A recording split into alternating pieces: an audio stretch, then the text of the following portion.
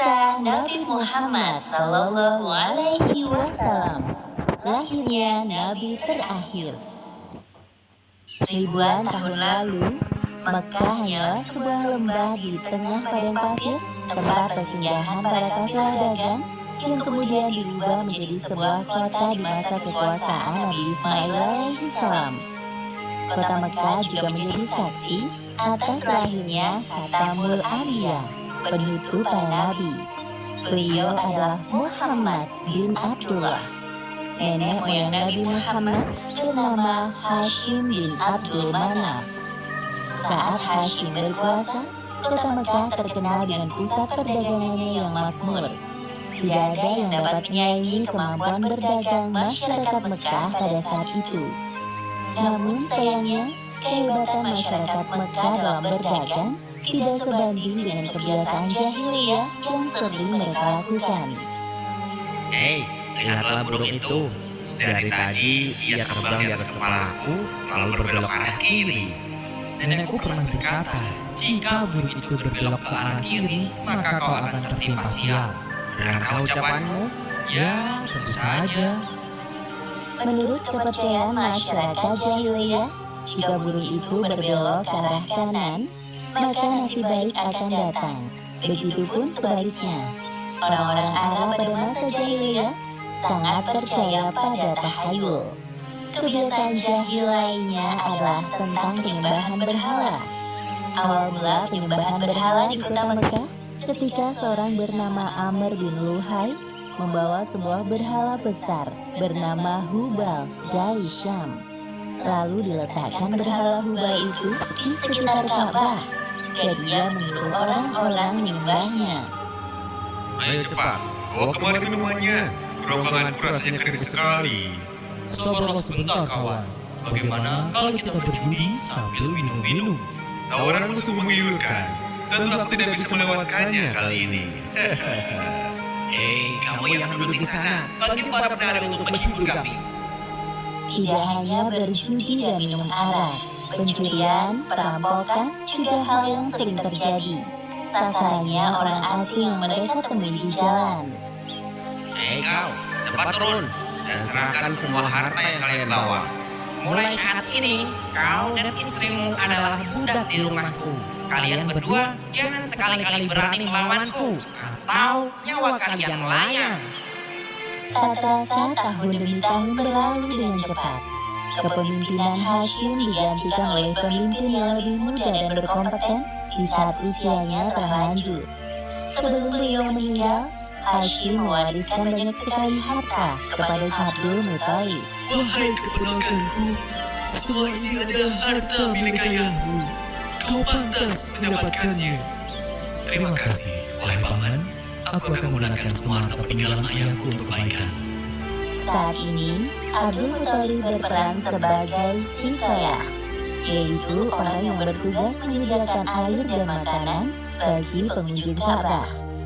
Saat itu, Ka'bah sangat ramai dikunjungi oleh orang-orang, melebihi gereja Al-Quds di Yaman milik Raja Abraha.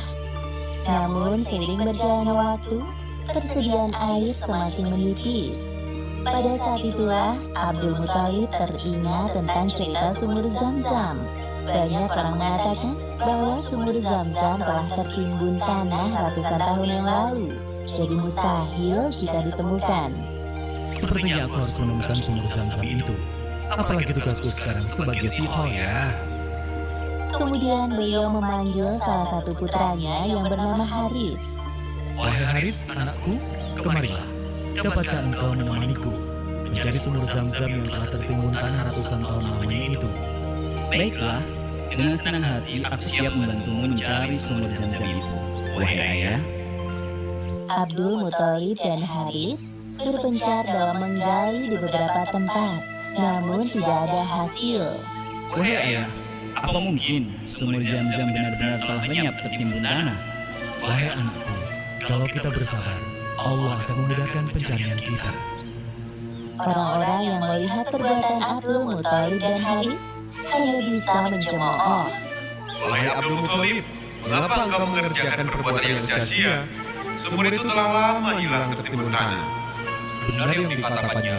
Bukankah dahulu nenek moyang kita, Muzas bin Amr pernah mencari tapi juga tidak berhasil? Sudahlah, biarkan saja dia. Lagi pula kita telah mengingatkannya. Abdul Muthalib terbangun dari tidurnya karena mendengar suara. Ia seperti mendapatkan petunjuk tentang keberadaan sumur Zam-Zam dalam tidurnya. Keesokan harinya, dengan penuh semangat, Abdul Muthalib dan Haris kembali menggali di antara berhala Isaf dan Naila. Tiba-tiba air memancar. Ayah, lihat, ada air. Alhamdulillah. Ayo Haris, gali terus. Sekarang, dengan diketemukannya sumur Zam-Zam, Abdul Muthalib tidak khawatir lagi untuk memenuhi persediaan air dan keperluan bagi pengunjung Ka'bah. Hari demi hari berlalu, Abdul Muthalib merasa kewalahan dalam mengemban tugasnya sebagai sikayah. Untuk itu beliau bernazar. Ya Tuhan, andai saja aku punya 10 anak laki-laki yang dapat membantuku, pekerjaan ini akan terasa lebih ringan. Jika engkau berkenan mengabulkannya, akan aku persembahkan untukmu 1 orang dari mereka. Ternyata takdir menentukan bahwa Abdul Muthalib memiliki 10 anak laki-laki. Saat mereka dewasa, dilakukan undian. Setelah diundi beberapa kali, nama yang muncul selalu sama, yaitu Abdullah, si anak bungsu. Wahai anak-anakku, sebenarnya hal ini sangat berat untuk aku lakukan.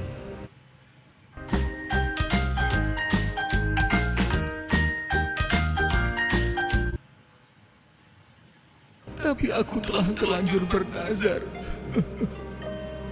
Sebenarnya tidak sampai hati, Abdul Muthalib mengatakan tentang nazarnya kala itu. Wahai saudaraku, jangan engkau lakukan itu. Batalkan nazarmu dan meminta ampunlah kepada Tuhan Hubal. Lalu apa yang harus aku persembahkan sebagai ganti dari Abdullah? Kalau engkau dapat menebusnya dengan harta, maka berikanlah itu kepada berhala agar mereka tetap berkenan kepadamu. Menurut kami, itu keputusan yang terbaik. Setelah melakukan perundingan cukup lama, diputuskan bahwa Abdul Muthalib harus menyerahkan 100 ekor unta sebagai ganti dari persembahan Abdullah. Abdullah adalah pemuda baik, sopan dan berwajah tampan. Banyak gadis-gadis Mekah yang tertarik dengannya, apalagi ketika mereka mendengar bahwa nyawa Abdullah setara dengan 100 ekor unta. Mendengar kenyataan bahwa Abdul Muthalib berencana menjodohkan Abdullah dengan anak dari Wahab bin Abdul Manaf, para gadis Mekah itu tentu kecewa. Allah Subhanahu wa Ta'ala telah menentukan jodoh Abdullah dengan Aminah, gadis yang memiliki nasab yang paling baik di kalangan suku Quraisy. Akhirnya mereka berdua menikah. Wahai istriku, musim semi telah tiba. Ini tandanya aku harus melakukan perjalanan datang ke Syam.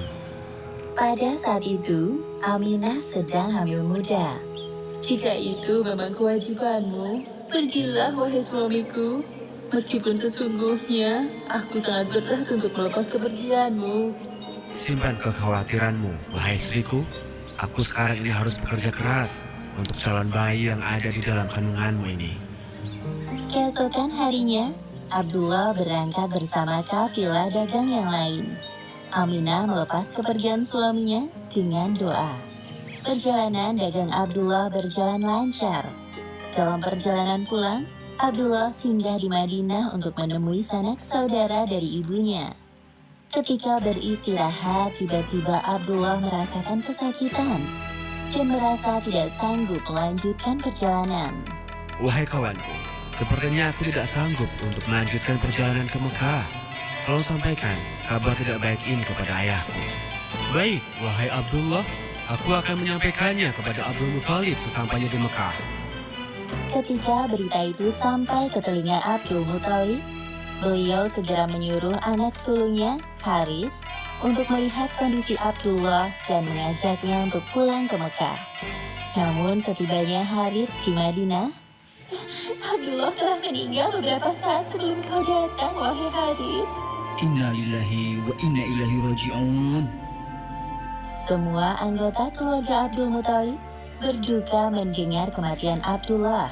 Tentu saja, Aminah lebih berduka karena kehilangan suami yang sangat dicintainya. Wahai bayi yang ada dalam perutku, semoga kelak engkau tumbuh menjadi orang yang bermanfaat bagi sekitar, seperti mendiang ayahmu, walaupun kalian belum sempat bertemu. Abdullah meninggalkan warisan berupa beberapa hewan ternak dan seorang budak perempuan bernama Ummu Aiman. Pada tahun kelahiran bayi Muhammad, terjadi peristiwa penyerangan yang dahsyat oleh Raja Abrahah dari Yaman. Saat itu Mekah dipimpin oleh Abdul Muthalib. Raja Abrahah berniat untuk menghancurkan Ka'bah karena merasa iri dan tersaingi dengan kemasyhuran Ka'bah. Namun Allah Subhanahu wa Ta'ala menggagalkan penyerangan Abrahah beserta pasukan gajahnya. Tepatnya pada hari Senin, tanggal 12 Rabiul Awal tahun 571 Masehi, Aminah melahirkan bayinya. Seorang bayi laki-laki tampan dan bersinar terang. Semua keluarga besar bersuka cita dengan kelahiran Muhammad, seolah-olah Abdullah hadir kembali di tengah-tengah mereka. Kehadiranmu mengingatkanku pada ayahmu. Sungguh, mana wajahmu mengingatkanku akan ayahmu, wahai cucuku. Dengan penuh sukacita, Abdul Muthalib menggendong cucunya untuk bertawaf di Ka'bah. Ya Allah, terima kasih atas hadiah terindah ini. Aku sangat bersyukur atas kelahiran bayi ini. Akan kuberi nama dia Muhammad. Setelah lewat 7 hari, Abdul Muthalib menyembelih unta sebagai ungkapan rasa syukur atas kelahiran bayi Muhammad. Wahai Abdul Muthalib, siapakah nama bayi ini? Aku memberinya nama Muhammad. Semoga kelak bayi ini menjadi orang yang terpuji dimanapun ia berada. Aminah memandang bayinya dengan perasaan bahagia, seperti doa yang selalu ia panjatkan. Allah Subhanahu wa Ta'ala telah menakdirkan Muhammad menjadi orang yang berpengaruh dalam mengubah sejarah dunia. Seperti yang disebutkan dalam Al-Quran, Surat Al-Anbiya ayat 107. Dan tiadalah kami mengutus kamu, Muhammad, melainkan untuk menjadi rahmat bagi semesta alam. Demikianlah akhir kisah lahirnya Nabi terakhir, Muhammad Sallallahu Alaihi Wasallam. Beberapa hikmah yang dapat kita ambil dari kisah ini, diantaranya, pertama, kesabaran dan niat baik dalam melakukan pekerjaan akan dimudahkan oleh Allah Subhanahu wa Ta'ala, seperti tekad kuat Abdul Muthalib dalam menemukan sumber Zam-Zam untuk memakmurkan Ka'bah. Kedua, jangan terlalu lama larut dalam kesedihan, karena semua yang bernyawa pasti mati dan digantikan dengan generasi baru, seperti kelahiran bayi Muhammad yang menjadi penyejuk hati bagi keluarganya setelah kematian Abdullah. Wallahu a'lam bishawab.